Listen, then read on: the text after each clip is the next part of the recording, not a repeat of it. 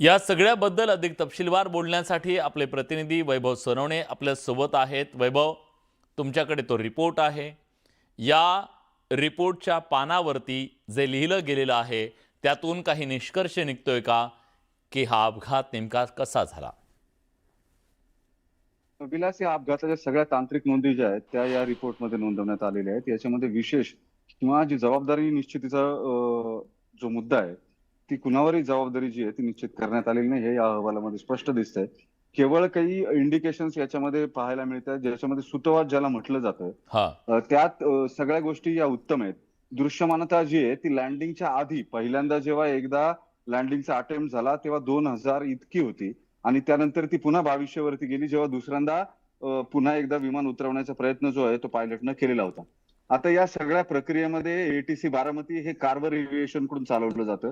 तिथे कुठल्याही स्वरूपाची वातावरणाच्या नोंदी ज्या आहेत त्या तातडीने घेण्याची यंत्रणा उपलब्ध नाही, हेही स्पष्ट करण्यात आलेलं आहे। या सगळ्यामध्ये एक महत्त्वाची गोष्ट जी समजून घ्यावी लागेल, ती म्हणजे हा अहवाल जो आहे तो पूर्णतः तांत्रिक स्वरूपाचा आहे।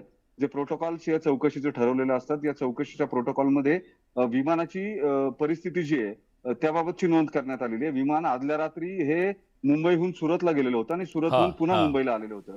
रात्री हे विमान सुरतहून मुंबईला आल्यानंतर त्याची जेव्हा चाचणी करण्यात आली, तेव्हा त्याच्यामध्ये कुठलीही खराबी नव्हती, असं स्पष्ट करण्यात आलेलं आहे।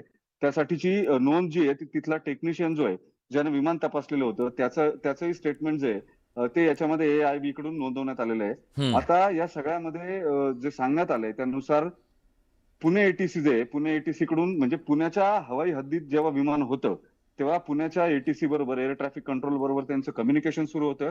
हे कम्युनिकेशन सुरू असताना त्यांनी जेव्हा तुम्ही बारामतीच्या एटीसी बरोबर जे तिथलं लोकल कार्गो एव्हिएशन कडून चालवलं जातं, त्याच्याबरोबर संपर्क प्रस्थापित झाल्यानंतर इथं कळवा, असं स्पष्ट सांगितलेलं होतं। तेही कळवण्यात आलेलं आहे, की बारामतीच्या एटीसी बरोबर संपर्क जो आहे तो झालेला आहे आणि आता बारामतीच्या हवाई हद्दीमध्ये आम्ही प्रवेश करतो आहोत, हां. अशा स्वरूपाची नोंद जी आहे ती नोंद सुद्धा करण्यात आलेली आहे। म्हणजे या सगळ्यानंतर जेव्हा पहिल्यांदा लँडिंगचा अटेम्प्ट जो आहे तो फेल झाला, जेव्हा दृश्यमानता ही 2000 इतकी होती, म्हणजे जे रिपोर्टमध्ये म्हटलेलं आहे, मी रिपोर्टचं काही नॉमेनक्लेचर्स आहे ते वाचून दाखवतो। 2000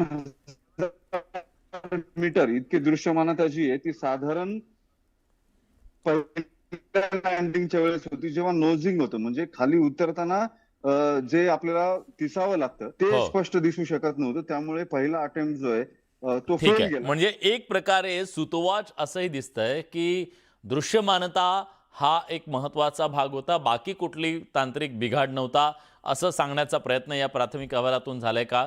हे आपल्याला पाहावं लागेल। खरं तर आत्ता तो रिपोर्ट आलाय, 22 पानाचा हा रिपोर्ट सतत आपल्याला वाचावा लागेल। बारीक-बारीक गोष्टी आहेत त्याच्यातल्या, तुम्ही नक्की त्या वाचा, त्याच्याबद्दलचे अपडेट्स आमच्यापर्यंत पोहोचवा, प्रेक्षकांपर्यंत आपण ती पोहोचूया। पण तुर्तास धन्यवाद तुम्ही दिलेल्या सगळ्या सविस्तर माहितीबद्दल। या सगळ्याबद्दल राष्ट्रवादी काँग्रेसचे नेते युगेंद्र पवार, युवा नेते युगेंद्र पवार यांनी काय म्हटलंय, थोड्याच वेळापूर्वी त्यांच्याशी आम्ही संपर्क साधला, ऐकूया। आपल्यासोबत बोलण्यासाठी योगेंद्र पवार आहेत, त्यांच्याकडे आपण जाऊया। योगेंद्रजी, पहिला जो अहवाल आहे 22 पानांचा तो आलेला आहे, त्याबद्दल तुमच्याकडे माहिती आली का आणि त्याबद्दल काय तुम्ही प्रतिक्रिया द्याल? प्राथमिक माहिती आली आहे, अहवालाचं स्वागत आहे। आमची हीच मागणी होती आणि आज 1 महिना झाला त्यांनी अहवाल जाहीर केलाय, त्याचं स्वागत आहे। अजून ते सगळं मी वाचलेलं नाहीये कारण आत्ताच ते आलंय, पण काही काही गोष्टी त्याच्यामध्ये दिसतात की 2000 ची लेवल असताना पण त्यांनी क्लिअरन्स का दिला, हे सगळे जे गोष्टी आहेत त्याच्यात जास्त चौकशी झाली पाहिजे, लवकर झाली पाहिजे आणि पारदर्शकपणे झाली पाहिजे, एवढीच आमची मागणी राहील। या आत्ताच्या प्राथमिक अहवालाबद्दल तुम्ही समाधानी आहात का? आत्तासाठी ठीक आहे, 1 महिना झाला आणि आपल्या समोर काहीच नव्हतं, त्याच्यामुळे ह्याचं स्वागत आम्ही नक्की करू। काही काही गोष्टी या अहवालाच्या माध्यमातून आपल्या सगळ्यांच्या समोर येत आहेत, पण अजून खूप डिटेलमध्ये जाण्याची गरज आहे आणि आमची अपेक्षा आहे की लवकरात लवकर ते सगळे डिटेल्स आपल्याला मिळतील।